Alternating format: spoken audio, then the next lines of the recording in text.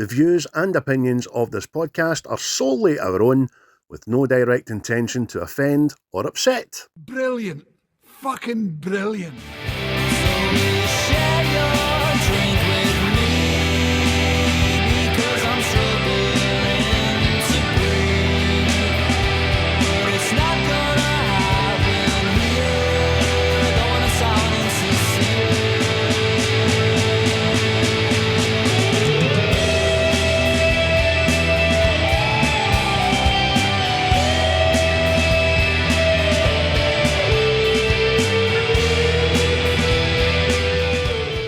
Hello everybody, welcome back to episode 23, season 5. Can you believe it? Season 5. I think we've been doing this for about a million years. Fucking feels like it anyway. And it's a special one. Special guest. Well, first of all, my name's Craig. Get Chris here as always, and special guest and the guy who suggested this film today, John Cameron. First of all, Chris, how are you? I'm hunky-dory. A sentient being today. There you go. Sentient. Fuck's sake. How much did you have last night? Thought you only had a couple of pints. I must have a couple of things. You're a fucking sentient being. I'm at one with nature. Well, you just need to stop walking about toe cross bollock. Get one with nature. I'll do what I want. You will. And as I said there, folks, we have very good friend John Cameron on the show. John, how are you, buddy? I know I can't hear you. Oh, no. He's taking his earphones off. I think that Bluetooth can interfere sometimes.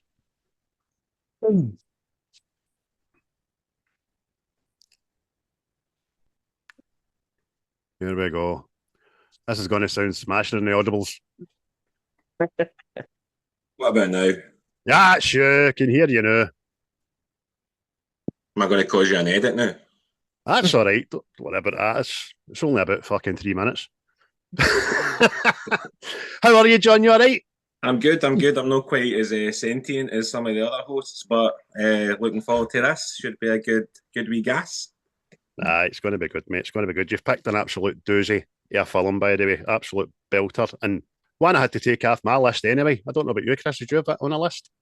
Oh, I was on the list, but don't worry. There was plenty of reserves to go in. Oh, 100%.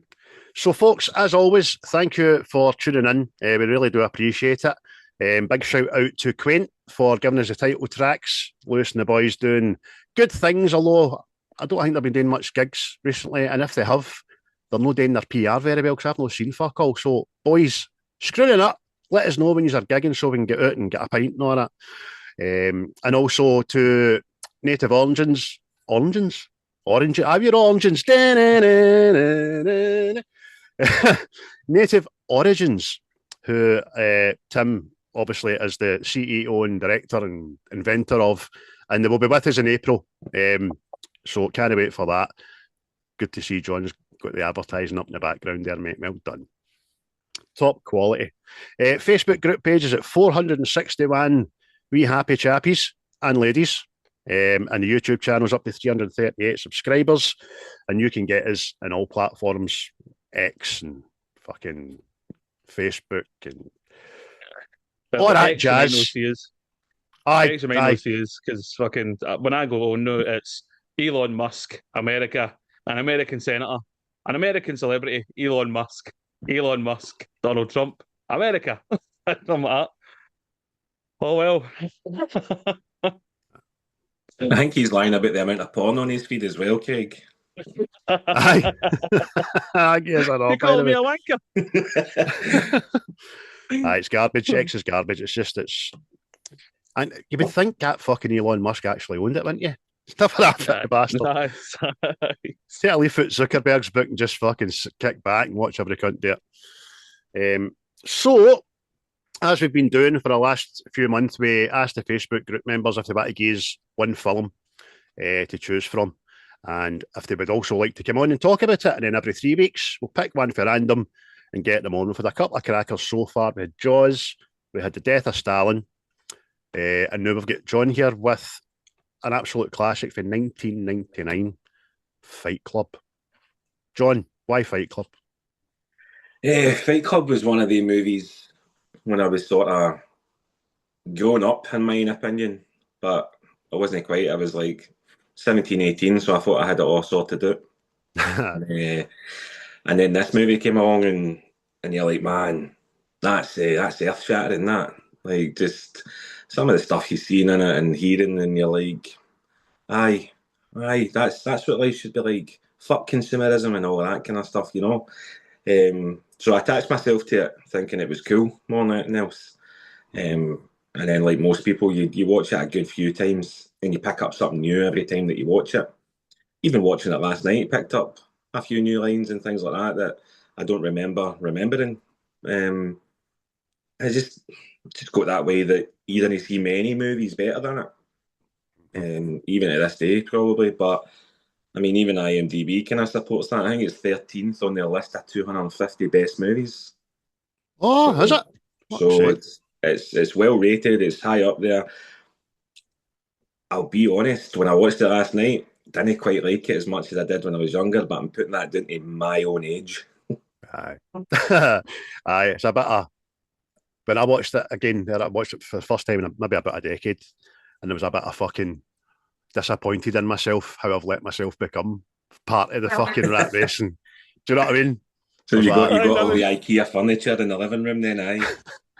Oh, it's just that fucking need for new things and all that. Like, everybody else, we're brainwashed into thinking we need a new phone every year. We need the best looking car we can get. All that shit. But it was ground shattering. Chris, what do you think about it as a movie? Aye, superb. It's the rebellious movie of the times. But like you, I watched it last night and went, these guys are going to fucking right. 2 minutes there, turned on my fucking telly and you're a wanker. Aye. And Chris has just ordered a brand new bed this week, so you're you're the narrator. Yes, fight the power. Fight the power. Yes, can I have the double duvan, please? Aye. So, the premises of the movie is absolutely smashing, especially for 1999, 26 bloody years ago now.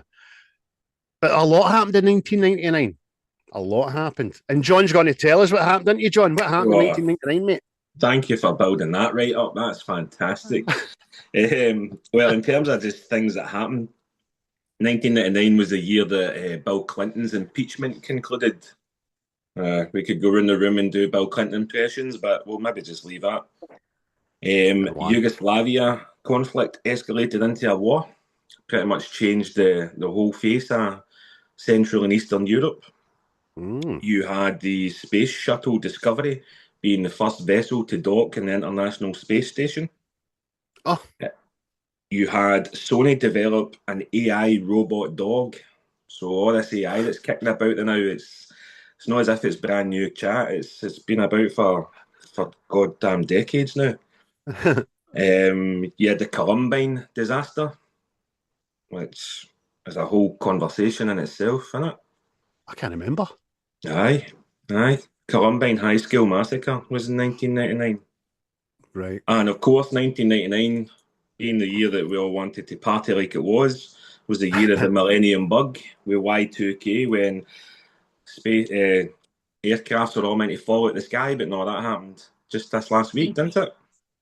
Aye, sure did. I thought I'd throw this one in there. The fashion of the time was the 3Bs, baggy jeans, bucket hats, and belly tops. Now, I'll admit I only do belly tops a couple of tries before I put them back in the wardrobe, but bucket hats and baggy jeans, because I think 1999 was the first year I went to Tina Park. Oh, right, aye. So that was definitely part of my fashion back then. Was it still at Strathy then? Aye. No, my first one I'm sure was through in Kinross. Balado. Aye. That was great. What a time. Movies of the year included Fight Club, The Matrix, American Beauty, Green Mile, and Toy Story 2. I was so glad because I've seen all them. Bangers. Every one of them. In terms of music, pop was massive in '99. The top singles were Baby One More Time by Britney, Genie in a Bottle by Christina Aguilera, Living La Vida Loca by Ricky Martin, No Scrubs by TLC, and then a wee token rock group in there, Californication by the Red Hot Chili Peppers. Oh, Needless to say, your bigger albums all came for that lot as well, but a wee extra mention for one of my favourite bands, the Backstreet Boys. They came out with Millennium, and I Want It That Way. I'm on board with that shit. Don't you worry. Yes, thank you very much, sir.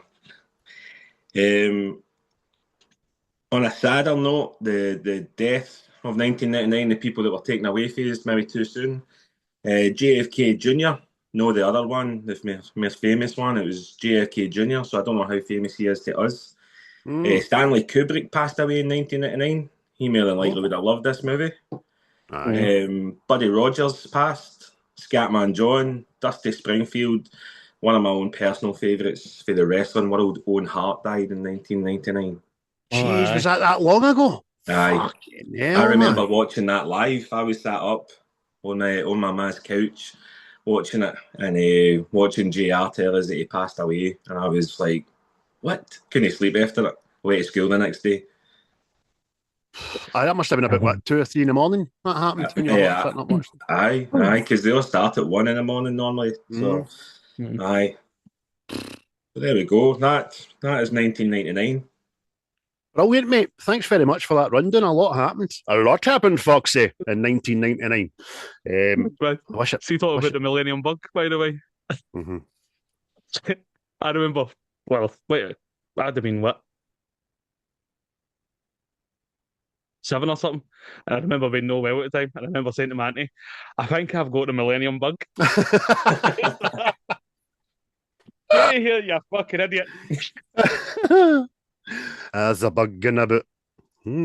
Fucking is a. I can just imagine you saying that. That'd be quite funny. I'd have slapped you off. I'd have slapped him for being 7.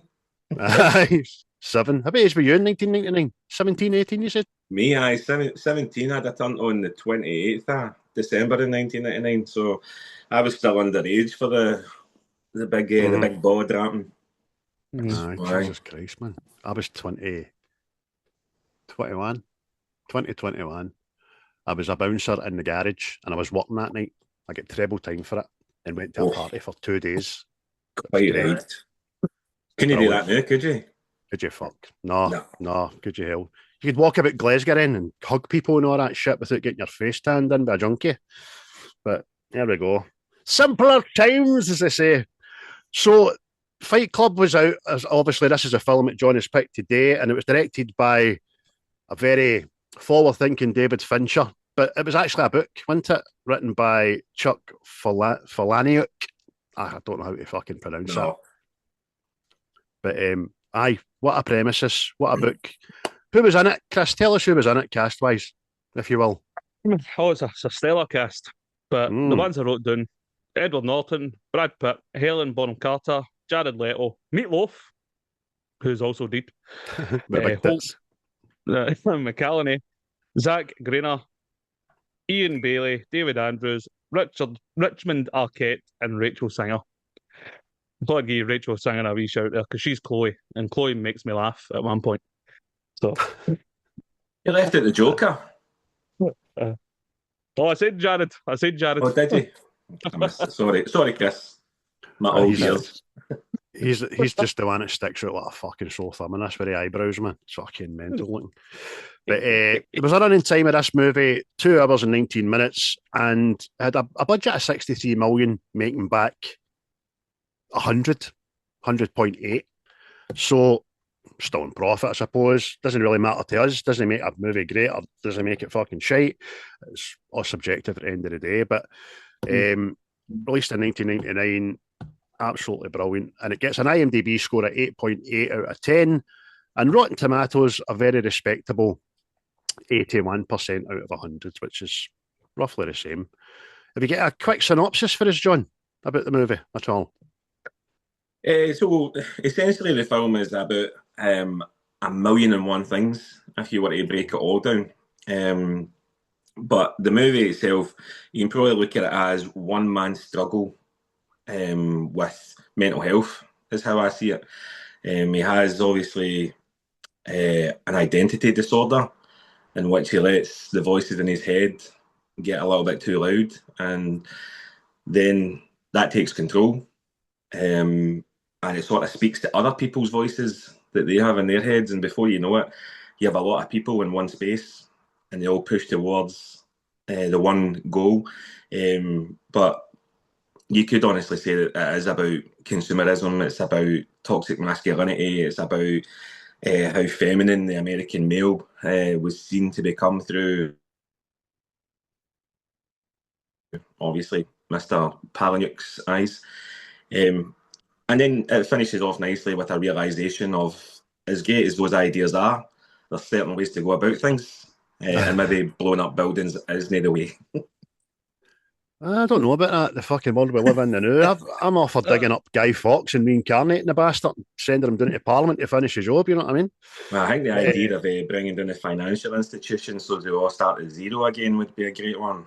That's a belter, isn't it? Absolute belter. Yes. Chris, you loved the film, didn't you? Oh, aye, definitely. Because it's right up my street. Because I'm fucking actually got a beret on the now for the fucking world.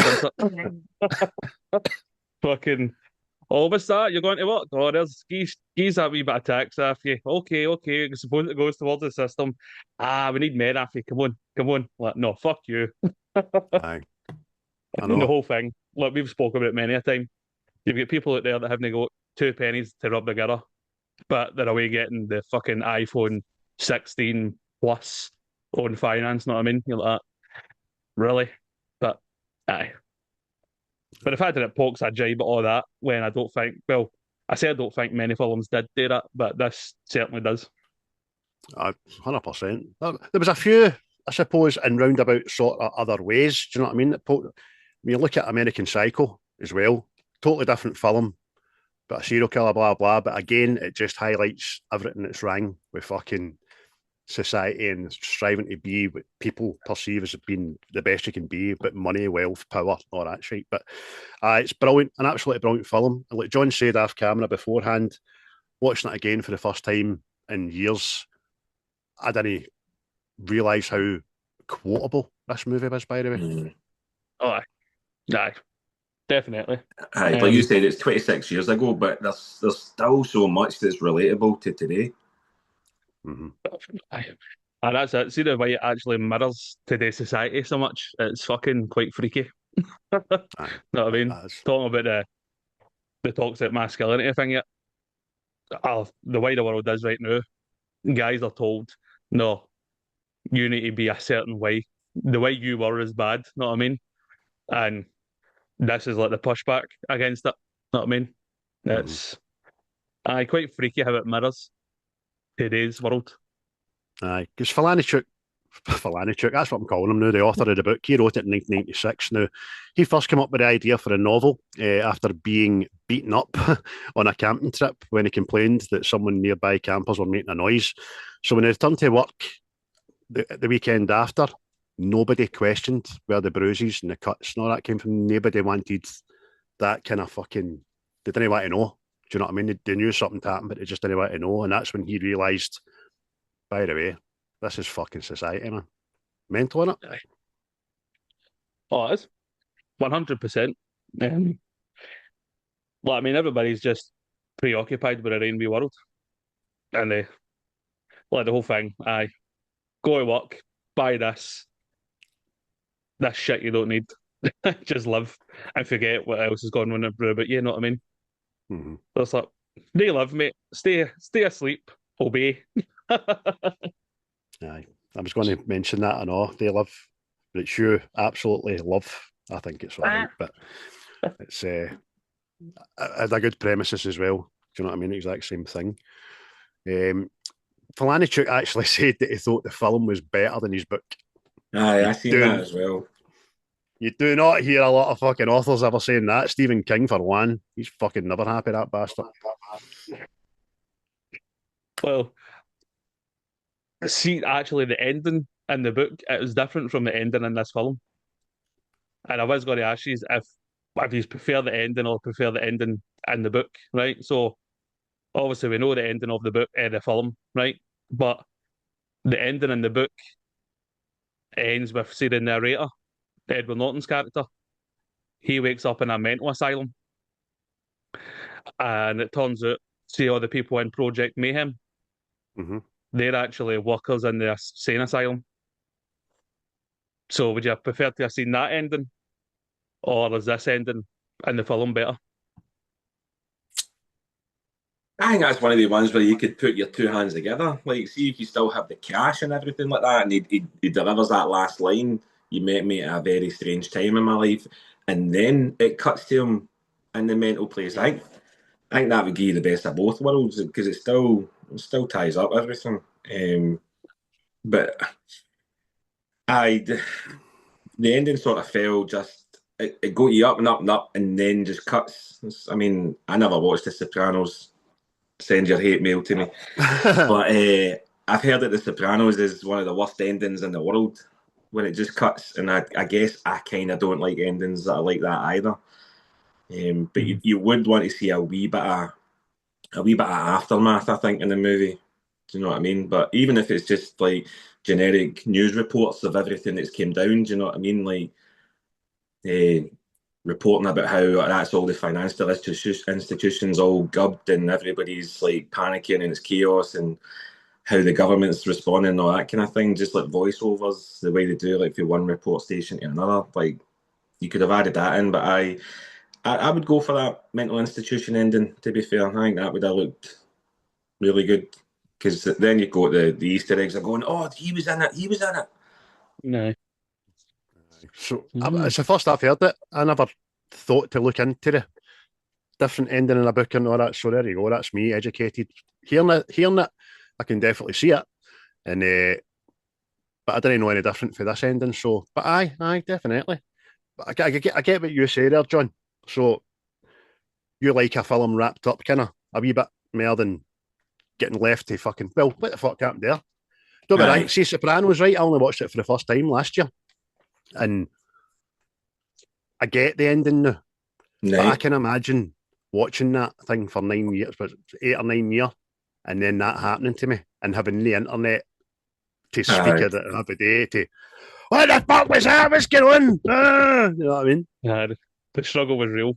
Fucking, I was walking around like fucking a guy dazed and confused on Omaha Beach. Like, what the fuck is going on? Looking for your arm, picking up arms and trying them on and all that. You know, and it was like after you had watched it, I could then give you the theories that all come out, like how stuff like it's been understood now. Whereas back then it was like fucking. Especially if you were waiting a week for every episode. Hey, fucking. There's going to be another man. He's going to come out and explain that. What's happening? Maybe it's a two-parter. No, that's it. Done. Up the road. See you later. Fuck you. Thanks for watching. But I get what you said there, John, about a kind of a 2 or 3 minute run out of the film, seeing the news reports, seeing like the financial fucking crisis, blah blah. Because I watched, see that Twisters, the second one there that was no longer. I didn't like it, but see the last 3-4 minutes of it, that was kind of like that. It showed you how their project worked and tornadoes were getting better, and that was a better fucking 7 minutes than the fucking whole film. So I totally get it. See what I was going to ask you as well? It's the end of the film, right? Obviously, the narrator shoots himself, right? And Tyler like disappears. So I've always had it in my head that he's now in control of Tyler, and that part of his personality is now part of him, sort of thing. But I've read other theories, and that's Tyler's dead, and the narrator can just go back to living his normal life, sort of thing. But how did you see that Tyler's gone, or is he now part of the narrator for life? Know what I mean? Well, I couldn't believe that he ate a bullet and didn't die to start with. The more I thought about that, the more annoyed I became, I think. But in the artistic sense of it, I kind of saw it more like Aye, the way you're seeing it, like he got rid of Tyler, but he almost sort of absorbs him in a way. Aye. So like he might go back to living his own life the way that he wants to live his life, but he'll do it with the confidence and the freedom that was Tyler, because that's what Tyler was. He was a vision of just everything that the narrator wanted to be. And when you look at the character throughout the whole thing, it's all about confidence. It's all about ego. Do you know what I mean? And that's what, half the time, that's what mental health is, isn't it? Where you struggle with them.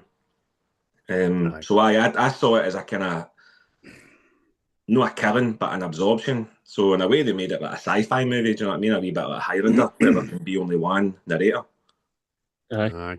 It's a good question because of the way the film ends so abruptly, you might not question it at all because you don't know what happens next. You don't know if he has absorbed them, and you don't know if he's turned back into the narrator and just accepting what's going to happen. So, but you're right. I mean, for me, Tyler's a manifestation, suppressed emotions, isn't he? He's just kept in the gut for so long that he's obviously just appeared now when it's all get too much, and he lives with both. But the absorption thing, I'd like to think he's absorbed him back into his psyche, and he can now go forward looking with an open mind, question things like we do now. Do you know what I mean? So, it's a good question. That you're awfully full of good questions today, son. Oh, I told you I'm a sentient being. Stop touching yourself, you dirty bastard. Brad Pitt says he didn't want his parents to see the movie, but he couldn't convince them not to watch it. And then they did watch it, and once they did watch it, they said, "Son, I wish we never watched that." I can understand that because I watched it with Callie last night, and see the first actual Fight Club fight. She was hiding behind her hands. She was like, "Oh my god!" And I was like, "This isn't even violent yet, hen." I know. The thing about that is, it's because it's so unchoreographed, it looks real, isn't it? Aye.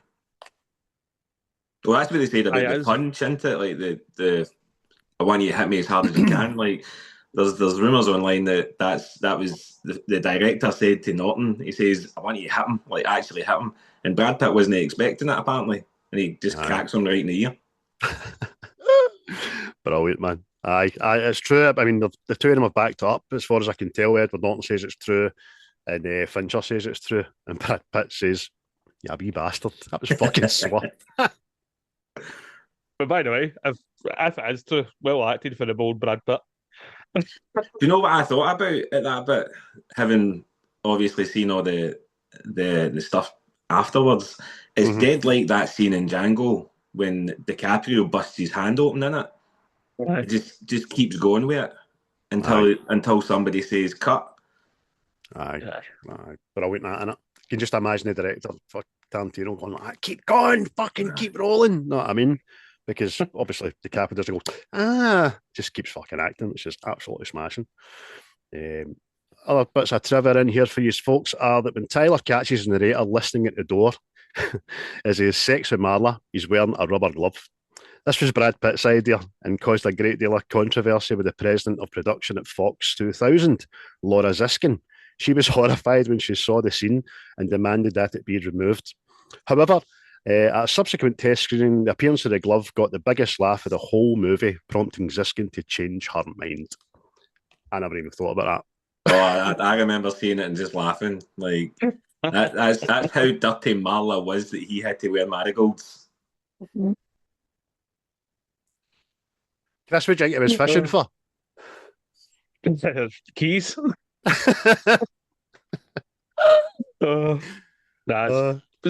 As serious as that film is, and it pokes at serious things in the world, it's hilarious. But it's like a dark comedy.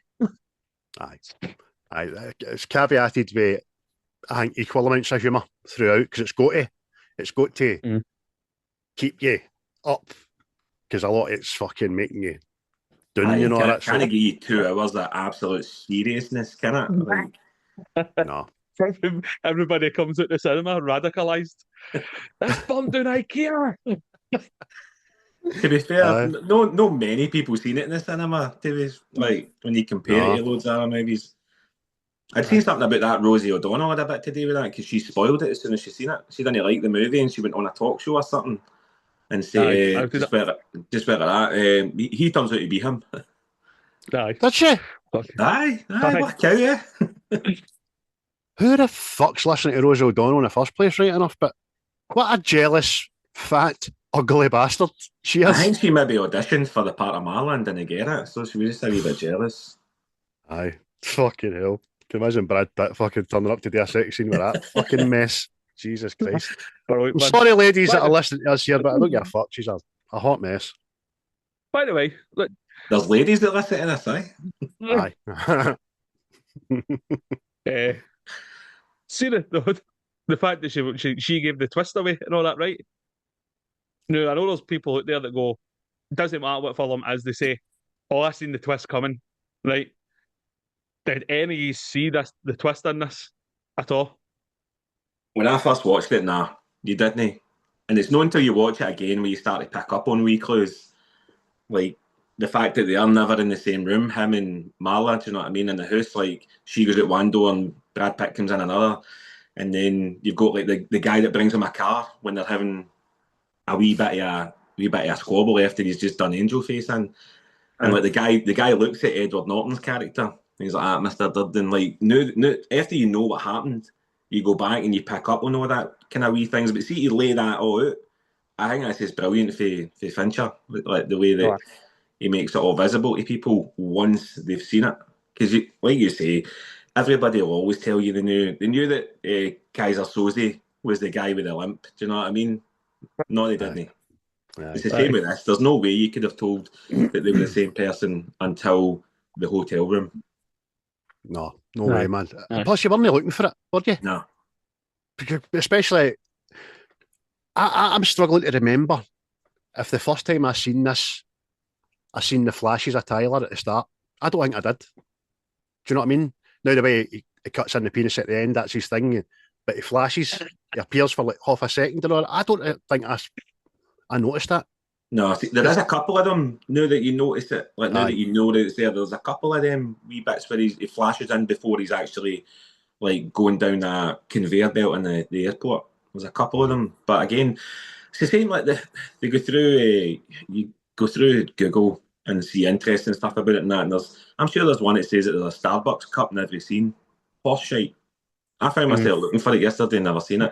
At the start, you see lots. You do see lots, but see, once he comes out of that consumerism, I don't remember seeing them anywhere.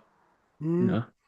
As far as we're led to believe, as movie goers, the first time they meet is perfectly plausible on an aeroplane and just start chatting. So there's no clue to be looking for him to be the same person or that. But like John says, you watch it back, knowing what you know, and then you pick up on it. The clues are there, but they're no in your face. No. They're no. You pricks. I knew that for fucking Acts 2. And I did, you? You probably knew Bruce Willis was dead in The Sixth Sense and all, didn't you? Of course you did.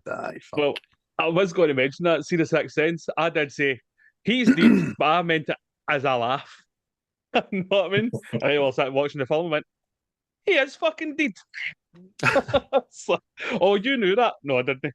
It's fucking... Oh. It's like when people just sit down and watch a popular TV show now, like that's maybe a thriller or something like that, they're just taking wild guesses. Like they're seeing a character that's only in for 2 minutes of the first episode, and then in the second episode they're going, it was them. You're like, how could it possibly be? You've got no basis for that. Aye. My dad used to try and ruin Taggart every fucking week, man. Way back in the day, man. He done it. He's a bastard. He's a guy with a glove. Columbo, was it? Was it no? Columbo always showed you the killer at the start.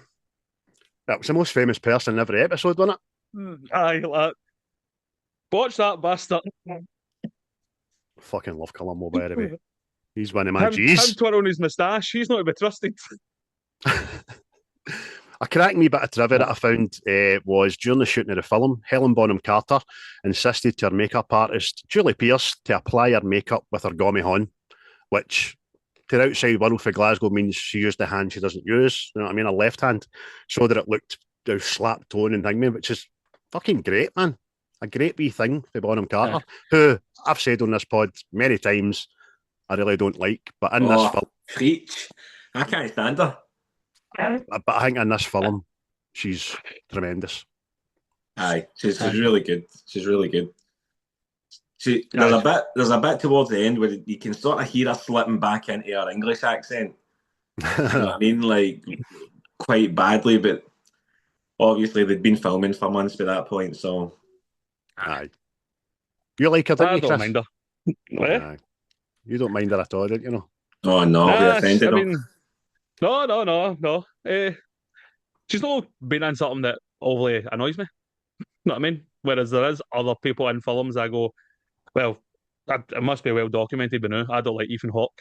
Other people think he's fucking superb, but I just think his agent is good and gets him in good films. And I just think Helen Bonham Carter's fucking guy she was riding at times good and got her into a lot of films, you know what I mean? She is the pinnacle of it's no what you know, it's who you know, isn't it, for her career? She must be in every Tim Burton movie bar one. Aye. Jobs for the boys, man, right enough. So, plus, but aye. I've not read the Harry Potter books, but apparently she was tremendous as, I don't even know the character's name, is it Bellatrix or something? Apparently she was smashing at that. So I've not seen them. I will one day sit down and dare them just so I can say I've seen them, but it's never been my fucking thing. Harry Potter. Well, it's the royalty of British acting, the Harry Potter films. Pick up a penguin. Aye, Rick Mail said it was the best movie he ever done. Wasn't it? Aye. Because he wasn't in it. The scenes he get shot for were cut and he get a fucking big giant paycheck. It's his greatest film I've ever done.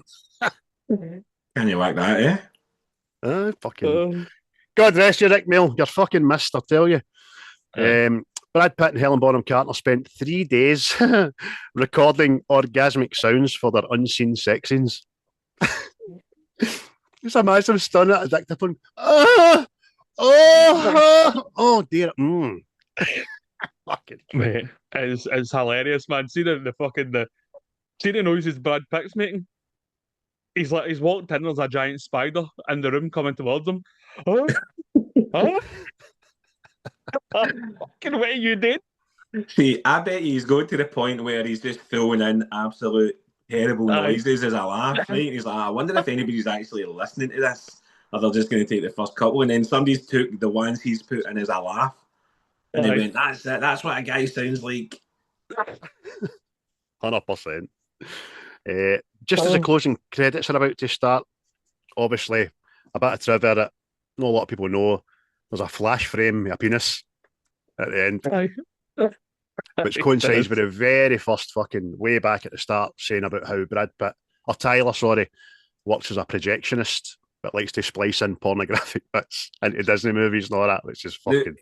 I don't know if you've picked up on this bit, right, but I had a wee bit of that's a faux pas there, because when the narrator's saying about that stuff, he says when people slept, Tyler worked.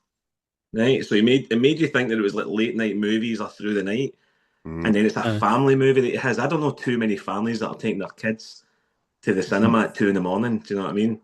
But if you're taking your kids to the cinema at 2 a.m, you should be expecting to see a big flaccid bobby. Do you know what I mean?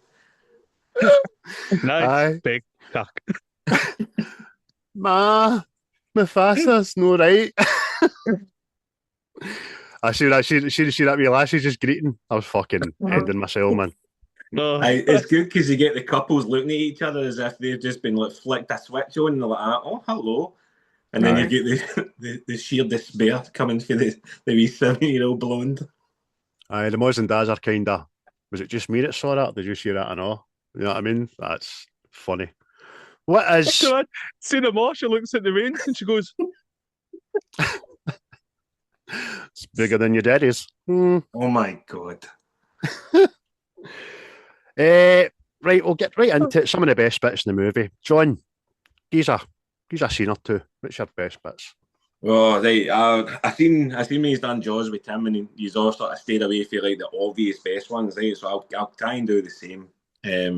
One of the bits I liked, obviously the movie starts with the narrator in a chair with a gun in his mouth. And when Brad takes it out, he's like, got nothing to say. Then you go through the entire story of how we got there. And then see when he takes the gun out his mouth again, he says, I still have nothing to say. And as Brad Pitt walks past him, he goes like that, wee bit of flashback humour. I like it. I thought that was great. I chortled to myself for the next 2.5 minutes until all the buildings fell in. Brilliant. I never even thought about that, so there you go. I was today years old. Now you've said it. There you are. As I said, when you watch it again, you still pick up on bits that you had no idea about. But they even refer to the fact that the whole movie is a flashback. Aye. There you go. True. What are you, Christopher? For me, it's Lou beating up Tyler because it's just so off the fucking wall, man. Know what I mean? This, I'm guessing, as a mafioso, is some sort. Know what I mean? So the fact that he is so put off violence by beating this guy up that he lets him have his way is just fucking mental. It's just brilliant, man. Laughing while getting battered, and crazy, man. That's just shows funny, you the depths of how mental this goes. I've got to say, I love Brad Pitt fake laughing. It doesn't matter if it's that or if it's an Ocean's 12 or whatever, but a Brad Pitt fake laugh just gets me. I just love it. Aye, it's superb. This is one of the, again, we've said in previous podcasts, Brad Pitt's probably not the greatest actor in the world. He isn't, right? But there's certain roles that he's fucking made for. This is one of them. I'd say Bullet Train's one of them and all, you know what I mean? He plays that character very well, kind of off the cuff, bit of a lad. Snatch and all. It's fucking... Aye. But the fake laugh, man. Aye. That's tremendous, man. One of the ones I like is it's kind of trivia as well, but it got me at the start. See that John asked me a question, right? He said to me he was interested to ask me a question about watching the Blu-ray. What was the question? There was, did you notice anything for the start menu? Aye. I thought I'd got the wrong fucking disc in the box. So for people that don't know, which I didn't, and John obviously did, when you put the Blu-ray in, the menu comes up, as it does in all films, but it's not the menu for Fight Club. It's Never Been Kissed with Drew Barrymore. And I'm like, yeah, bastard, the wrong fucking disc in this. And then it goes, bzz, bzz, bzz, and flits back, and then it goes to the normal menu. So the film's not even started, and it got me fucking all pent up, and I thought that was whoever thought of that, genius, man, because it got me. And then there's another reference to Drew Barrymore in the movie as well. There's a couple of magazines lying about with her face on it and all that. So then I Google search afterwards. She gave the go-ahead. She says, aye, that'd be fucking brilliant. On you go. So I like that part of it. And also I'll very quickly say, for the time, there's certain bits of CGI used and camera angles, zooms out and stuff like that, which I thought were kind of perfect for the time. I thought they were done really, really well, man. So aye, I'll say that in the news. Any more? You can say some obvious ones if you want, John.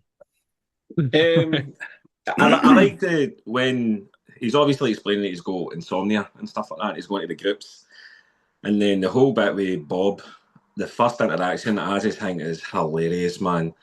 I had to point out to Callie that was Meatloaf, and once I did, she was in hysterics at what came every time he was on the screen, and see when he cries into his bitch tits. And then steps back and sees the remains of his tears on his t-shirt, and then has the best night's sleep ever. That for me was tremendous.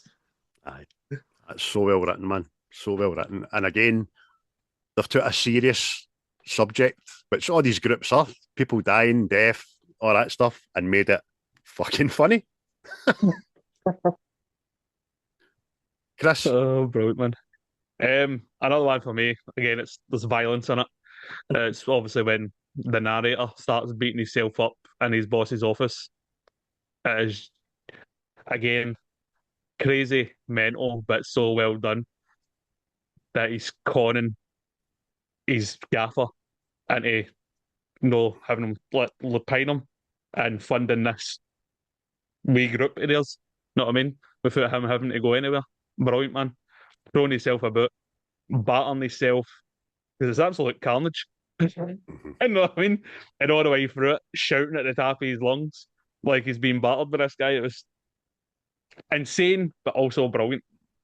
Aye, because at the very end, his narrating line is something like, if I could have picked a best moment for this to have happened, and then the security walk in as he's on his knees and all that.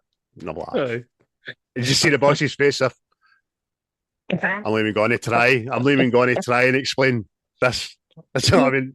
And he's walking out whistling and all that with his wee box full of stuff. That's how it's just the fact that when he's climbing up his trousers and that, he grabs hold of his hands, and when you see the view for the door, like, as if you're like the third security guard behind the other two, you see the blood all over the hands of the boss. And even that's just a wee clever drop there for you, just to pick up. Aye, yep. Definitely. Talking about Bob as well, one of the scenes where there's a raid's been happening and two come back with Bob's dead body. I didn't remember that. I forgot about that. I didn't know Bob died. I don't know why. It kind of hurt me watching it the other night. I was like, fuck, Bob's dead. And then it's treated as being pure matter of fact when that wee prick says, bury him in the garden. You know what I mean? Even, I think I said before Edward Norton said, ho, ho, ho, whoa, you're fucking Bob here, by the way. Bob, you know Bob. We don't have names. Fucking, his name was Bob. So that fucking kind of got me, man. And again, that took you back to, there's a serious element behind all this, actually. Right. Well, I see that was one of the ones I wrote in as well, because I took the other side away from it as well, that how far gone these guys are. That when he starts calling him Robert Paulson like that, or is after you die, you become somebody else. Aye. And you all start chanting, you're going, this is a fucking cult. Aye, because obviously it's no long after that, Tyler kind of disappears and he goes looking for him, starts plane hopping from city to city, which is great in itself, by the way. And then he hears the guys in the kitchen saying that, he was Robert Paulson. It's like, for fuck's sake, man. Great. Me and my older brother used to do that as a joke. See, it was something, whatever it was something like, no, you should be doing this. This is how you do this. So we used to just go, his name is Robert Paulson. Like, fuck you, stop a bit. Any other ones? I've got to love when the narrator batters the absolute living snot out of Angel Face. For me, it's the most graphic bit in the whole movie. And the thing is see if you've seen that out in the street or on a TV show or anything, you'd think the guy that done it is an absolute piece of shit, an absolute asshole. There's nothing that could have justified doing that. But they set the movie in such a way that you wanted the narrator to batter him, all because Angel Face seemed to be Tyler's wee precious thing. And that's all it was. It was just a bit of jealousy. But you're like, fucking hit him again. It wasn't just even the fight itself. It was everything that they'd built it up to be. Like, they gave you the backstory that this was a wee sneaky bugger to watch. And then he gets his comeuppance, and his comeuppance happens to be a whole broken face. Yeah. That's for Mobius, you bastard. Totally right. Mobius. And then it takes you out yourself when you know, obviously, the end of the film, because how must Angel Face have felt being like taken into the bosom of the top kiddie and then fucking Laird? He'd have been, do you know what I mean? I'm your favourite. Even take it to the start of their fight, he'd have, like, they obviously all pick who they want to fight and stuff like that at times, and to be picked by Tyler Durden, head of the operation, that's the one guy you would want if you're out of everybody in your circle that you're going to want to fight. If he's chose to fight you, and like fighting is this great thing to them, like it's a reward almost, like they get a sense of euphoria for it. To then get absolutely probably that close to dying. Aye, it's some roller coaster. Plus, I think it's the whole thing as well. It's like another message to everybody else. Like, I use all think he's my wee favourite, but Aye. look what I'm done to him. This is bigger than all you, sort of thing. And there's Aye. no one favourite. Aye, that's like when Clement eventually dropped Tavernier. See? See? Fucking, there's nobody safe in this team, boys. Let me tell you. For me, I'll say the whole opening act of the narrator narrating and just getting you right up to fucking speed with who he is, where he is, what his life is, what his job is, how he's a fucking slave to QVC, and then he starts going to the groups. It's great. It's brilliant. It's engaging, and it's more entertaining than I remember it being anyway. It's just Edward Norton.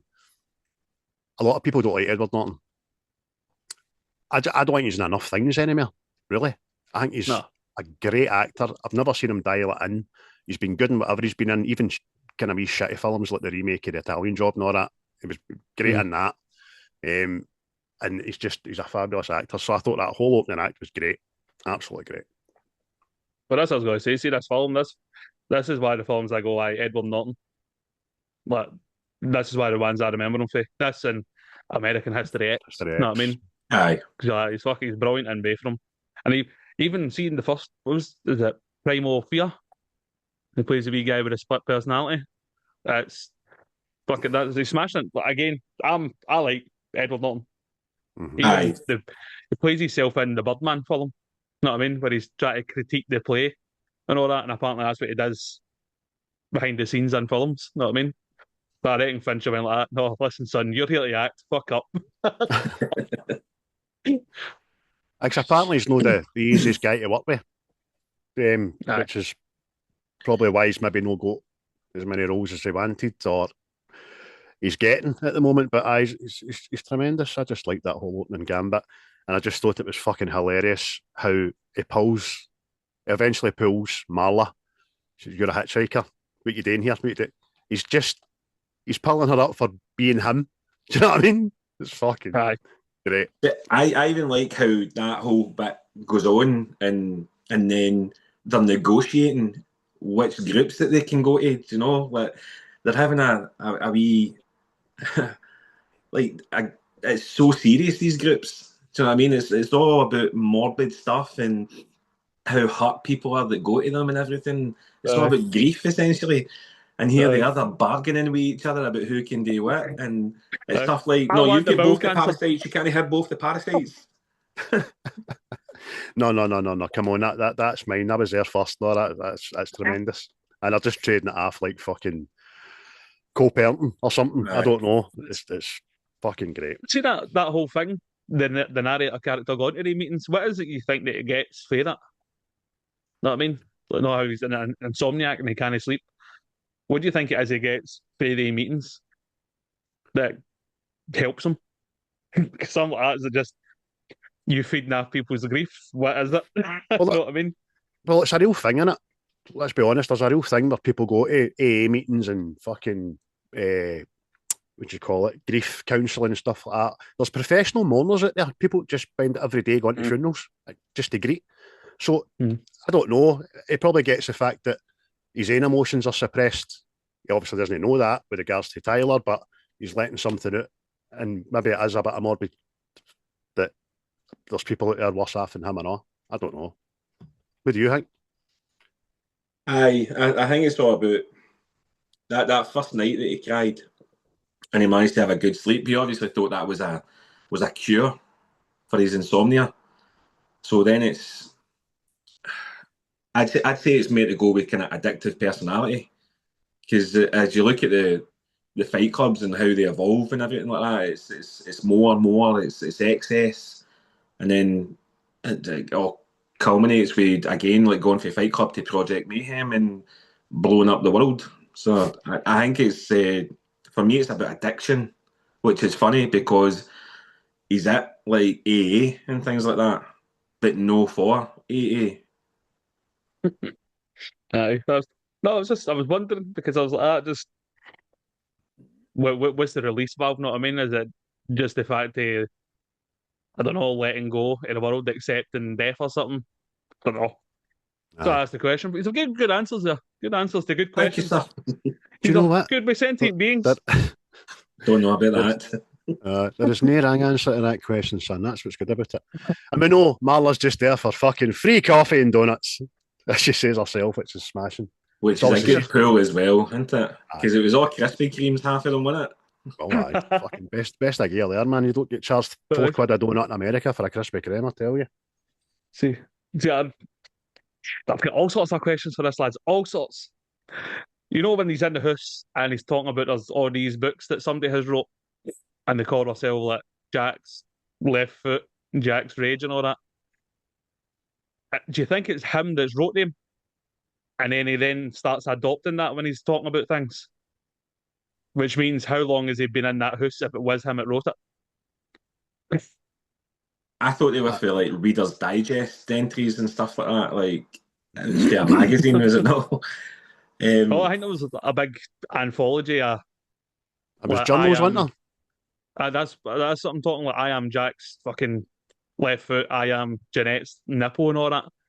And he says there's like a whole fucking anthology of these, know what I mean? Something like that. Is it him that's wrote it?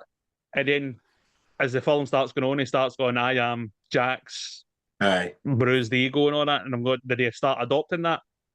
Or is that like a foreshadow that he had already wrote the books? I think you could argue that he definitely did write them.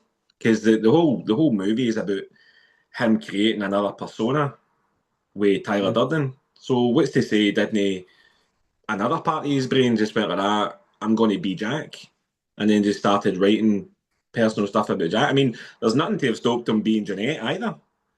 Because like he's that disassociated for his own mind at times that he could be absolutely anybody he wants. And like you see when he's going from city to city, he doesn't know what actually happens while he's the other person. So when he's if he was Jack, then while he's Jack, he could have wrote them all and had no idea about them. And that's why when he's him, he finds them so mysterious and entertaining. Aye. No, well, now that you've said it, I'm saying 100% that is him. That is him. He's off time when he's been unconsciously somebody else.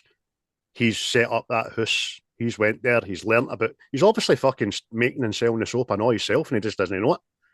And then that would obviously explain the funding that he's got that he doesn't know about. That's fucking buying for the house and buying beds and all that kind of shit. You know what I mean? So, well, I think when he first goes to the house as well, does he not say that he asked Tyler how long he'd been there, and he said a year?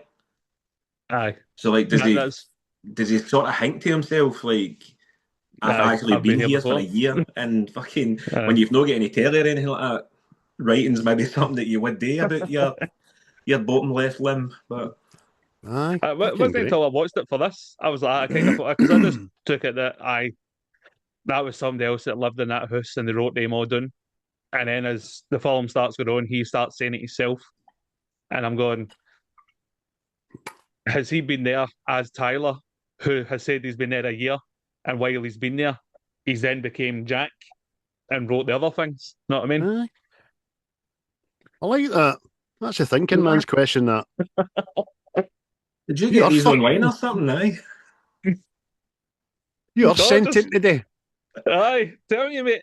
It's crystals. Crystals. Aye, fucking great. See, I'll say one last thing. The light bulb moment for him in the movie oh fuck, I'm him. So obviously Marla says, what you talking about, Tyler? And then he starts having the flashbacks every time he's been with Tyler. They beating himself up in the car park for the very first time when the guys walk out and see it. Tremendous. The bit on the black and white CCTV security camera where Tyler's dragging him away by the neck, and then it just shows you him getting dragged away by nobody. I'm like, that's fucking brilliant, man. Excellent. Yeah, watching that bit, I was like, how did they do that bit? Did they like put a wee set of like mechanic wheels underneath them and pull it or something like that? Because like nobody can move like that without assistance, surely. Aye.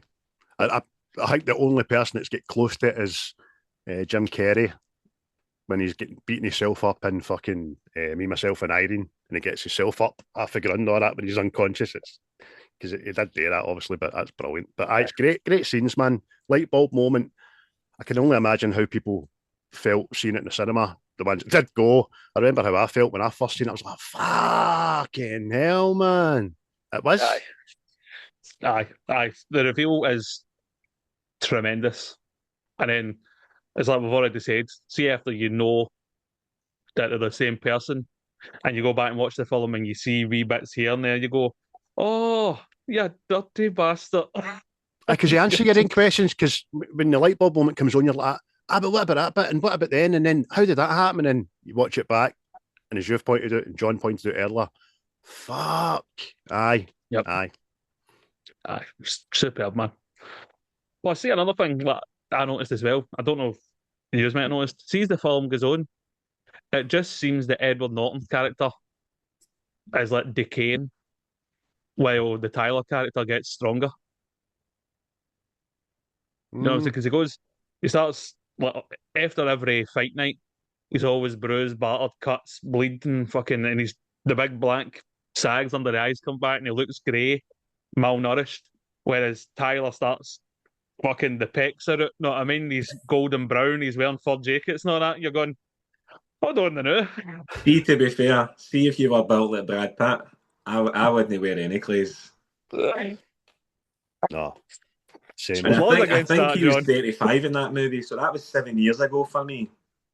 And I wasn't like that when I was 35 either. I'm still not like that now, so that's no coming for me, unfortunately. But no, I definitely noticed that. And then see, when Tyler does disappear, you notice that Edward Norton's in the bed recovering for the car crash. Yet Tyler was in the exact same car crash, and he's away, as you said, city hopping doing America. I was just something I picked up because it was like, at first I'm going, but he's golden brown at parts of the film. You're going, how the fuck? And he looks like a fucking vampire. Know what I mean? You're going, what's going on? Whole thing brown about Edward Norton's his fucking shirt, man. Aye, it's probably a physical representation of what's going on mentally for him. That he's so drained. Yet, as you say, Tyler's stronger and stronger, and he looks ever more like what Edward Norton probably wants to look like. Yeah. Especially as you say, towards the end when they have their second fight, and by that time Tyler's got the skin heat, the fur jacket on. When he jumps and lands, the camera makes a point of showing you his brand new, sparkling, shiny brogue shoes. You know what I mean? Yeah. So, hey, fuck you. But that's great. Absolutely brilliant. Any other favourite scenes, chaps? I will say, see when Tyler's down at a fight club and he starts describing how capitalism is fucking practically neutered the population on it, I think that's just fucking... just the monologue and the writing in it is just tremendous. Because we said it at the beginning. We all sat and went inward and went, I don't need the next iPhone, know what I mean? Fuck Dave, I'm not doing that. I put my laptop away. Know what I mean? And you just sit and go, you're out there fucking working jobs that you fucking hate to buy shit you don't need because you've been told you need to get it. Know what I mean? And it was just a light bulb moment for everybody, I think. Aye, I've got that monologue down as one of my favourite quotes, actually. But aye, I think the fact that it was a monologue as well makes the message come across even better. The fact that there's no like, other voices or somebody else acting in that, and it's just him delivering the message, that it just hits a lot heavier than what it would if it was just like a conversation with somebody. Mm-hmm. Yeah, and even though there's a big drop, there's all the actors running about him when he's saying this. You look by him and you see all them, they're looking at him like he's the next coming of Jesus Christ and all that. They're just so fucking, as you say, Chris, it's a bit culty. And they look absolutely, you know what I mean, brainwashed into this is, do you know what I mean? He's the fucking Messiah. So it's a great scene, a great monologue. And poignant as well, because it makes you as a moviegoer, like we've said, think about what's going on in real life. And don't get for changing anytime soon, to be honest with you, which is a fucking bit sad. Anything else, John, you want to talk about scene-wise? Well, one it's funny because, as I say, I watched the movie with Callie last night, and it's not her type of movie whatsoever. So anything that she reacted to, I was thinking, oh, well, you're getting first look at this the way that I did, like all the years ago, and see what after one of Marla and Tyler's sessions, and they fall back onto the bed, and she gives it the whole, I haven't been fucked like that since grade school. Like, that's an outlandish thing to say. Right? And if you go online, you'll see that wasn't actually the original line that they wanted to have there. Like, apparently, what she says the first time is, I want to have your abortion. And you're like, fuck me. But they changed it to the haven't been fucked since grade school. And apparently all the producers and the studio and whatever said, no, like, that's wild, you need to take that out. But they'd also fought against the abortion line, and that's when they came up with it, haven't been fucked since grade school. And Fincher decided to keep the more offensive one in. Yeah. No, I mean, I think it's 50-50 for which one's the more offensive one there, but I still think that just sums up everything about Fight Club, because, like, apparently, what did you call him? Palahniuk? Is that what we're calling the author? Apparently, he wrote Fight Club because his other novel got knocked back by the company that he was writing for, because they thought it was too graphic, and he wrote this one. So this became his second novel instead of what he'd actually originally intended. And it's obviously stepping on toes and waking up people to ideas that they maybe don't want to think about. But I just feel like there's a lot of stuff in the movie where they've dared to push the boundary, and people that weren't comfortable with it have said, no, you can't, and then they do it anyway, which essentially is like a strong message in the movie itself. Do you know what I mean? Definitely, man. Definitely, you're right. And either one of the two things is something you would totally expect to come out of Marla's mouth anyway. You're no surprised that she says it, but it's still fucking wild when you hear it. Aye. I can just imagine her saying it for the first time if they didn't know what she was going to say and pissing herself laughing, because what the fuck you just saying? Imagine saying that in America, the abortion one. Oh, for fuck's sake. You see all the outtakes of comedy movies with, like, Will Ferrell and Kevin Hart and all that, say, like, coming up with improv lines and people laughing, but I bet she's just rolled back onto the bed and said the most obscene things that she can think of. And the guys that are all working, like the cameramen and the sound engineers, they're all just stood there as if, well, we just witnessed. That's great. Because see, to add to that as well, apparently, Helen Bonham-Carter didn't know what grad school was. She would have been. She probably think it was after uni, because obviously we do postgrad and all that here. So she thought it was, I hadn't been fucked like that since I was 23. It's not I mean. It's grade school, primary school in America, right? Aye, pretty much. Aye, so there you go. That is, you're like, who fucked her? Wasn't it a primary? Boy, it must have been fucking abused by a teacher or something like that, you know what I mean? Oh, fuck. It's so wild. And the fact that it was fucking the abortion line, and they went, oh, you can't put that in. So they wrote something, the equivalent, as bad as it. You know what I mean? Aye. There's your two choices. Aye. And that's your only two choices, otherwise we're not doing the movie. Exactly. You know what I mean? Well, apart from that one, Chris, gives a line or two that you found quite titillating. Oh, well, for me, just see his name is Robert Paulson, see, because of the attachment we had. That is one of my favourite ones. Without saying the obvious one, you know what I mean? But, aye, his name is Robert Paulson just fucking tickles me. I mean, see, because I've got that memory attached to it, that me and my brother used to say that all the time, when it was like, no, you put the forks in where the forks go. His name is Robert Paulson. Who ate the last biscuit? His name is Robert Paulson. But see that, and it's just the fact that it's supposed to be a hard-hitting scene, like, oh, there's innocent Bob Deed, and then there's all these fucking nut jobs are all still, aye, you transcend after death. You know what I mean? You're nameless now, but you transcend. and just the fact that I've got it connected to something so fucking stupid is still my favourite line, man. Aye, it's great. And by the way, that means absolutely nothing to nobody if you've not seen this film. It just sounds, what the fuck does that mean? But in the time of the film, and then obviously you've got nostalgia attached to it, that's fucking hilarious. I think I'm going to say that the next time I get questioned at work or not. Fucking aye. What you need is a guy for a wee plaster there to just nod at you and know that that's all right. That's fine. Aye. You get the favourite lines in it, John? Aye. So, I mean, as soon as you mention Fight Club, everybody says you don't talk about Fight Club because of the rules. But see, when Bob runs into Cornelius after the narrator's just left Marla's bit, and he's like, you still going to groups? He's like, no, I found something better. He's like, oh, great, what is it? He's like, well, the first rule is I'm not supposed to talk about it.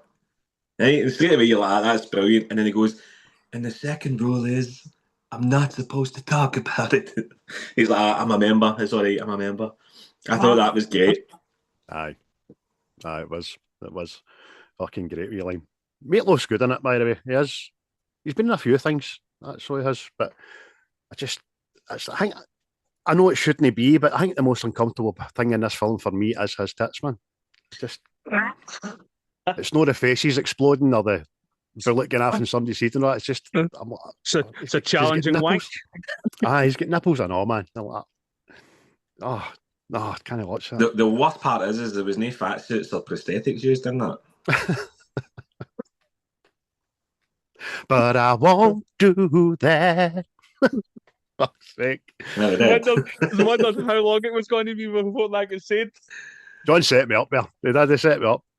As I said at the start, right, I didn't realise just how quotable this film was. There's some fucking hard-hitting good quotes in it, like the things you own end up owning you. Brilliant. That was one of mine, I know. Because again, it's subtle and it's fucking very true. Especially when it comes to mobile phones these days. It's fucking people can't go and take a shit without taking a phone with them. Aye. It's mental. I feel like that's an attack. Aye. But you're right, mate. I mean, Christ, we live in a world now where me and you and Paul in the work the other day were talking about pillows, you getting new pillows, and then you turn on TikTok shop, there's a guy punting pillows at you. You know what I mean? It's everything's in your face. Buy this, you need this, blah blah blah blah. Well, your microphone's always on, telling you, man. Aye, know what I mean? Aye, that's how I laugh when people go like that. The government, they're going to put tracker in us. I mean, they're going to track everywhere we go like that. You're fucking carrying a phone. Aye. Great. He's another one, John. Hey, I liked the other it was a wee short monologue. He's talking about we're not your job, we're not the car you drive, we're not your fucking khakis. Mm-hmm. Like I liked the whole wee spiel, but even the way it was shot, like see with like the blurred vision and everything like that. That was almost like the point that you knew, like they mean business. Like they're wakening you up whether you want it or not. Aye. And after it's all been said, it kind of caveats at the end by him turning it on you to look inward, because is it right after that it says this is your life and it's ending 1 minute at a time. You know what I mean? Aye. Oh, motherfucker! It's like it's addressing you at this point now. Like, wait the fuck up. We're no the bad guys say the far away land, not me. We're everybody with people that live among you. And you're like, oh, that's true. What about you, Chris? He's an awe. One of mine's, again, because it sounds so sinister, and it's just you can swallow a pint of blood before you feel sick. That's quite graphic, that. Aye, that is graphic, but you end up pissing yourself because when he says that as a narrator, he looks at his colleague, doesn't he, and smiles, and he's got a fucking mouth full of blood, doesn't he? You're like, oh, fucking hell, man. Zombie. Somebody knows that as well. Like, who found that out? Aye. Did they sit in a room and everybody had a different amount of blood to drink before? Like, here, you take a Coke can size, You have a pint, I'll have a gallon. Oh, aye. It's not right, man. Just there's so many there's things unsaid about that makes you just your mind wander. How, like you just said, how would you know that? Mm. And how often has that happened to this character that he knows he can swallow a pint of blood before he feels sick? Just wild. And did the study start by saying, we asked 1 in 100 people to try a fucking different measure of blood? It's mental, man.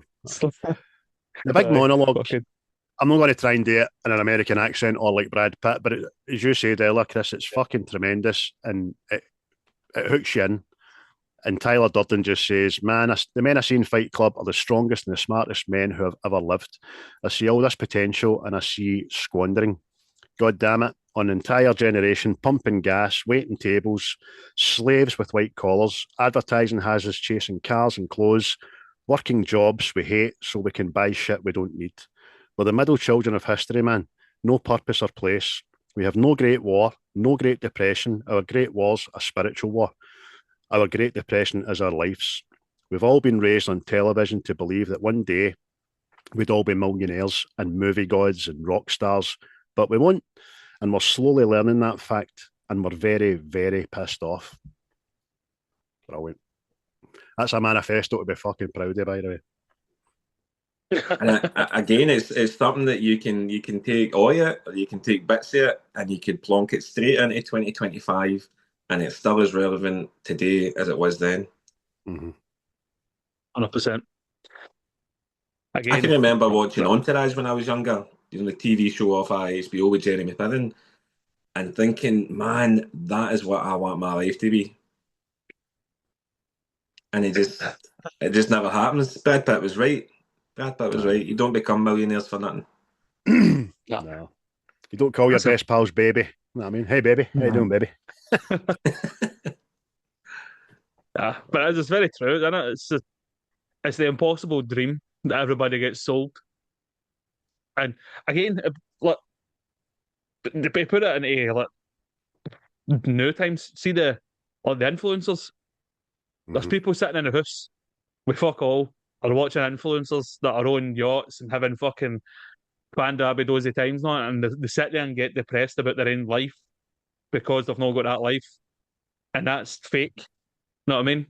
So to chase that life, they go and get shit they don't need. It's so real at this time. It's mental. Everything in public persona's fake. Even your own holiday snaps are fucking fake, because all you see in a holiday snap is everybody enjoying themselves, having a good time, smiling, and I wish you were here. When in actual fact, in between every single photo, there was fucking arguing, screaming, ungrateful wee bastard, and all that. Sit still and smile. You know what I mean? Having to walk half an hour up the strip, having to carry one of the wains. Telling you, it's real. Even getting in the car's a fucking stress fest, man. But it's brilliant, absolutely brilliant. I can't say enough about the writing of this film. I've never appreciated it more than I do now, watching this and studying for it. Reviewing it for this. Any other good lines, guys? Test tomorrow, man. I like some of the lines. It's only after we have lost everything we're free to do whatever we want. Again, fucking the truth shall set you free, sort of thing. You know what I mean? Like that. Does, because you wake up the morning, you're no fucking paying off whatever, your new bed, your phone, your telly, whatever. No bills. You can go and frolic in the fucking long grass. You know what I mean? And again, it's true. Are you old enough to have frolicked anywhere? There's no long grass on about here. It's concrete. I just shouldn't have thought of fucking Maximus there in Gladiator. Just every time somebody says long grass, do you know what I mean? Fucking think Elysium. That's a great line. That is a great line. And it doesn't even transcend into material things or money things. It can be a relationship as well. Once you start having to second guess the other person and all that, it's only about you, and you're sometimes a bit fucking overwhelming because you've no thought about yourself in that way in a long time, but there's a sense of freedom with that as well. And if you're not tied to a job or you've no paying off the car anymore, or Then aye, it is. It's a great line, mate. It's a great line. Any more, John? Oh, I think he's taking all the best ones. I don't have much access to my notes now, but I there's so much that if you wanted to overthink all the messages in this movie, you could probably put yourself either into a deep depression or you could become the next Elon Musk. It just depends on you personally and what your mindset is. But it's they should probably have college courses and all that on movies like this. That's how strong it is in terms of its influence for me. Aye, I don't disagree, mate. I don't disagree. The one thing we always kind of look at with films when we're doing these is it aged well? And I think we've already fucking summed that up, that it's as poignant, if not more so today, than it was quarter of a century ago. Aye. It's getting too real, man. Aye. Pure 1984 vibes, man. Do you know what I mean? But aye, as a movie, it's no hindered by the time it was shot or anything like that. It's still as relevant today as it was. It doesn't look out of place. Aye, it's shot beautifully, man. It really is. Aye. But saying that, apparently it could have been a different director doing the film. Initially, the studio wanted Peter Jackson to do it, but he couldn't do it. He was doing Frighteners, I think, at the time. Right. And then Fincher was going to knock them back because he didn't like the studio. Because I think his first film was Alien 3. And they had apparently a torrid time with the studio era that he wasn't allowed to work with them again. But fortunately, he done it. Well, as John said earlier, Stanley Kubrick died. As soon as he said that, I thought, you're right. This is probably right up his fucking street. And if he was still alive, he might have fucking seen this wee novel and tried to do it himself. Because, aye, definitely. Did you know some of the other actors that were rumoured to be asked to portray the narrator in Tyler Durden? No, mate. No. So apparently Matt Damon was who the studio wanted. They wanted him for the narrator. And I think they wanted Russell Crowe to be involved in it as well. And Marla was going to be Courtney Love. Oh. I think Sean Penn was maybe looked at as well, according to some places online. But I think this is one of the movies where you can't see anybody doing the role other than who did. And as much as I don't like Helena Bonham-Carter, this for me is by far and away her best performance. And I know that Edward Norton apparently turned to Brad Pitt after it was debuted at Cannes. And the crowd were like fucking looking at each other as if, what the hell was this? And I think some people even booed. And Edward Norton apparently said to Brad Pitt, he's like, this is the best movie I've ever been in. Aye. I watched that interview because I was watching the Fincher one as well, and he says, as I'm sitting there, we're talking about the collective audience age would have been about 73. And he says, this young woman looked at me and just narrowed her eyes at me, and he's like, we didn't make it for you. It's fucking brilliant, man. I'll need to watch them, man, because I think that'd be quite funny. Couple of lines as well. Well, one line anyway. The one you mentioned earlier on is, was it, you're not your job, you're not how much money you have in the bank, you're not the car you drive, you're not the contents of your wallet, you're not fucking khakis, you're not your fucking khakis. You're the all singing, all dancing crap of the world. He's just chastising the group, isn't he, man? Aye. I mean, winding them down to nothing, know what I mean? Because essentially they are nothing, and they need to be nothing for the future plan. That's how you control people, that's what a great leader does, isn't it? Or dictator.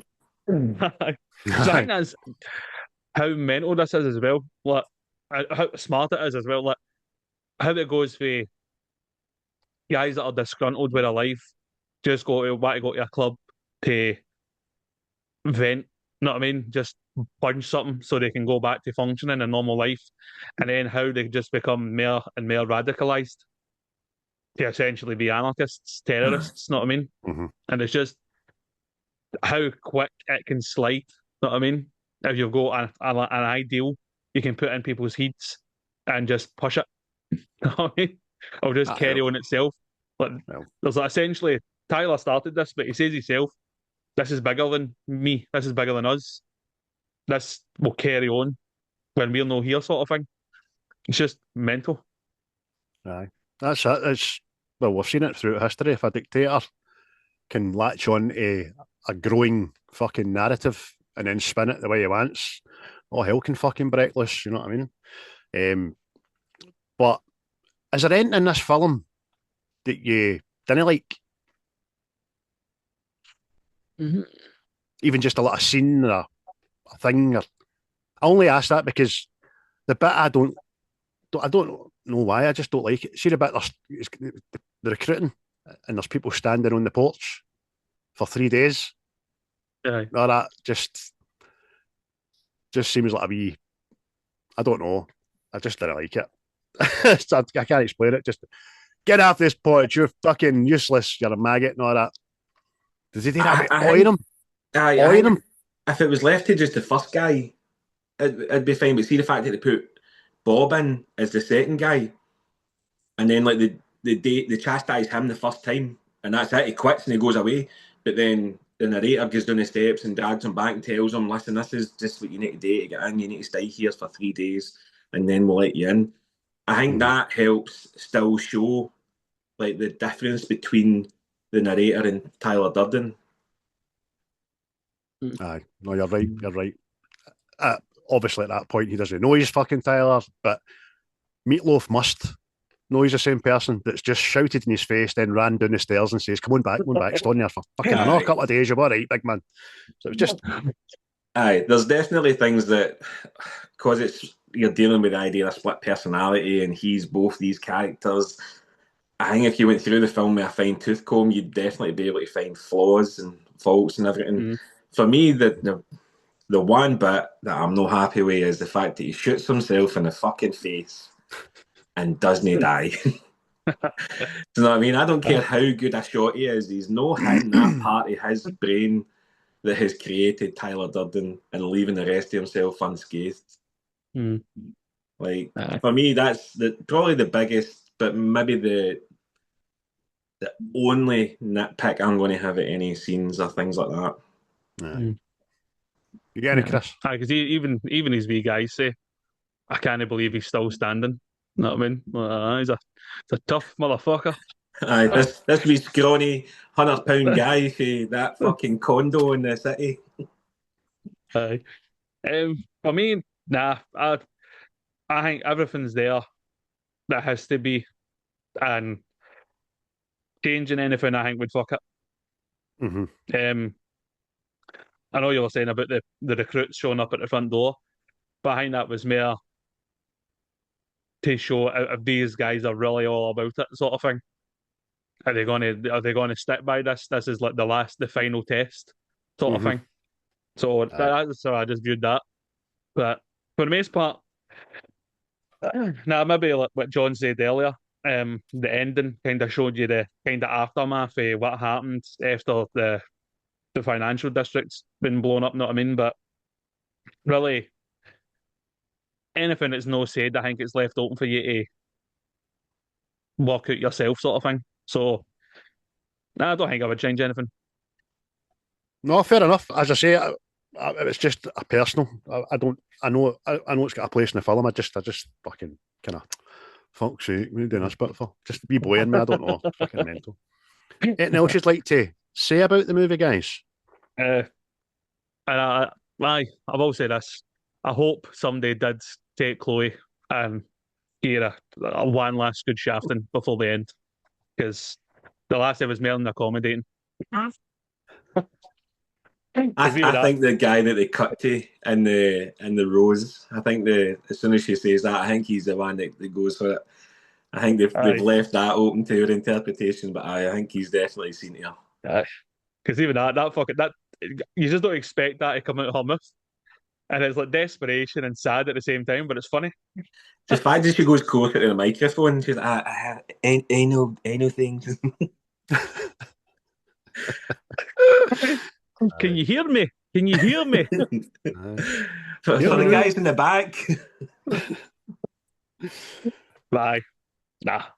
That's the last thing I want. I want to Chloe to get a wee shout out there. Because it tickles me. First time it tickles me.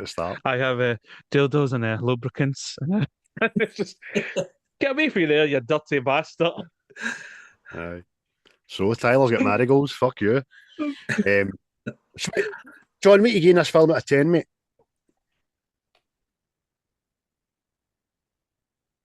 If you'd asked me 20 years ago, I'd have probably gave it a strong 9.9. Watching it again last night, it's dropped a wee bit. I'd say I'm an 8.5 for Fight Club.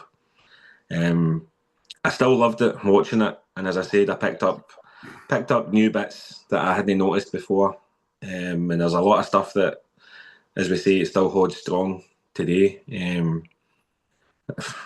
Personally, I think it's a wee touch too long, but I think I would still give it an 8.5 because I'd still watch it again, and I know that I would find something else that I've not seen the next time that I watch it.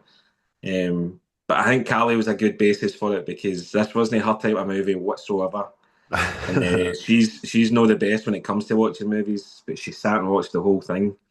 And I think if it can hold a beginner, shall we say, like that, then there's definitely something about it. And even just for the reaction itself at the reveal, she was like, "Oh my fucking God." And I was like, "It's got you now, hasn't it?" Aye. But aye. By the way, shout out happy birthday to Carly as well. Understand it was yesterday or tomorrow? It's tomorrow. It's tomorrow. I'll make sure and tell her. I'll maybe get her some marigolds. Yeah, she's definitely going to listen to this back now, is she? No, you don't want to listen to it, hen, honest. No, you'll not like it. No, just boy chat. Chris, what'd you get out of 10, mate? I'm the same. I'll get an 8. Just the fact that it still stands up, and as time goes on, it seems to be more fucking on the button than you would have thought. So, an 8 for me. Good, solid film, well written, quotable at nobody's business, uber violent, and just gives you a glimpse at the human psyche. You know what I mean? How fucking so many people are fed up with certain things that a movement can happen. Aye, no, totally fair. Again, I'm the same. I'm an 8 as well. I've got a funny feeling that after I'm going to watch it back with as I said to Chris before this, I'm going to watch it back with the commentary with Norton, Pitt, and Fincher, and I think that might open your eyes to a couple of bits in it that I've not realised. So I think that'll be good. But I definitely an 8. It's a film you could release the new. I think it might be better received than it was maybe. I think cinema and box office wise, it would get more people going to see it, and it'd get a wider audience definitely than what it was aimed at back then. Because apparently they marketed it all very wrong as well. They marketed it like it was on UFC and wrestling ads and all that shit. You know what I mean? So it wasn't marketed to the right section of the public. But hey, I'd love to say I can remember fucking 1999 for the most part, but I know I definitely didn't go to the pictures to see it. I don't even remember seeing the posters or the billboards outside the Odeon or the ABC or anything like that when I was going to the pictures. I got to see it in the cinema because they re-released it through the Odeon. Right. The Odeon did a series when they re-released what they call cult classics. So this was on it, and The Goonies was on it. So I went to see this in the cinema maybe 10 years after it got released, and it was myself and the lassie I was with at the time, and then one other person in the whole cinema. In the whole theatre? Aye. Fuck's sake, man. Jesus Christ. I've got the feeling that I remember it being kind of portrayed as a kind of indie film. Do you know what I mean? I don't know why, when I had Brad Pitt in it, for fuck's sake, but... And he was getting paid $18 million to be in it. No much indie about that. No. But when I seen the budget was 63 million, I was like, oh, fuck. It just wasn't marketed or put out there. Or maybe the studios and the theatres just were like, nah, as well. Do you know what I mean? There's a lot of that going about. But 3/8, 8.5 from us, ladies and gentlemen. We hope you enjoyed the review of Fight Club 1999. Certainly enjoyed watching it again. I'm sure we all did. You can catch us on. Well, you'll be listening to this at the time, so you're catching us on whatever you're listening to us on. But if you want to listen to us on something else, we are on everything, and as well as our YouTube channel. If you want to see John's wee pretty face, put a voice to the face. That's what you do. Listen to it, right, and then go and watch us on the YouTube channel, and get the hankies out and the curtains drawn. You know what I'm saying? But sentient being everywhere. aye, sentientism all the curtains. But just listen, John. Thanks very much for coming on, mate. Been an absolute pleasure. A great guest. You've had some great insights, great answers, great chat, and it was a brilliant film, mate. So thank you. No, thanks for having us on. It was great to go back and watch it, and as I say, pick up stuff that I hadn't even seen the first couple of times around, and to talk about it with guys that equally liked it. Because, like I say, I've not got that in the house, shall we say. She doesn't even watch anything. I can't even get her watching Moana. Do you know what I mean? Aye. But no, it was great. It was a wee trip down memory lane. I fairly enjoyed it, lads. Thank you very much for having us. Excellent. Before you go anyway, John, you're head for picking movie bingo. All right. Whose list? What was the last one? Craig's. Was it my list? I was Young Guns. Aye. Oh, right, okay. Let me get my list up first, John. Where can I find the fucking thing? Movie bingo. Movie bingo, movie bingo, movie bingo, yeah! You should definitely just jingle that. I know. Do you know, I just bought a guitar last week. I need to soup it up, and fix it first, and then I'm going to fucking record, man. Fuck it. Right, John, it's 1 to 50. There's a few away, but I'm not going to bore you with all the numbers. Go. If it's there, it's there. If it's no, it's no. I'll let you know. Right. I'll go with my age. Right, we'll go 42. 42. Oh no! We're Brad Pitt again, boys. We're Brad Pitt again next week. Oh yeah, dancer. And it's the movie 7. Oh, that's Fincher, I know, is it not? Aye. So it is. Oh, fucking hell. Dear. What's in the box? I can't wait to hear the Morgan Freeman impressions. I can smell you. What? Andy Dufresne was my best friend. Andy Dufresne was raped that day. I'd like to say that Andy fought the good fight. I wish I could say that. Brilliant. Look forward to that. No seen that. And I fucking... No, I went to see that 2 years ago. Just like you, John. Was it last year? They re-released that in Cineworld. I went to see it. I'm sure I've seen that, So I was actually going to watch that because we watched this. So there you go. A fine film. And tell you what, boys, I'll just set them up and use knock them out the park, right? Brilliant, mate. Absolutely brilliant. And that'll be the penultimate episode of the series, just before the last one, because we usually do 25 a season. That'll be episode 24. 7. Smashing. Great cast again. So before we go, folks, just remember, tune in, subscribe, like, share, comment. And before we go, actually, I put a thing up on the Facebook group page last night because I was sitting with a wee whiskey and feeling quite cheeky. And it was a picture of Kelly MacDonald, right, who has been my movie crush ever since fucking Trainspotting in 1996, I think it was. And I asked the people, who's your movie crush on it? John never answered, obviously. Yeah, I didn't answer because I thought you would probably bring it up today. Aye, but I'm going to ask it. That's what I'm going to do. I'm going to ask it. But I'm going to read you some people's first, then I'm going to ask you two who uses her. So James Patterson, or James Patterson, as I like to call him, gave us a monologue about Michelle Keegan and about how she was in. He actually met her in the Savoy back in the day when she was going to be, in his words, the prick for Towie. To tell him, I says she's married to that prick. You know what I mean? Ragnar Potter, good pal of mine, he says he's a young boy. It was Pamela Anderson. And then he gravitated towards Denise for EastEnders, the black woman for EastEnders. So I quite liked her, actually. Joanne Duff, who had I put my mortgage on, well, Joanne Wild now, sorry, I'd have put my mortgage on her saying Brad Pitt, but she said, I've moved on, and then posted a picture of Jason Momoa. But our number one will always be Slash for Guns N' Roses, which I kind of knew anyway. Then my pal Don Grossert fucking put up a photo of Chib for Sons of Anarchy. What's his name again? Tommy Flanagan. Flanagan, that's it. Him. And then she also put a picture up of Kurt Russell and Overboard. And then lastly, my wee pal Charlene she posted a gif of Rocky and Drago in the ring. I says, what one is it, Stallone or Lundgren? She's like, both. So there we go. So John, who's yours?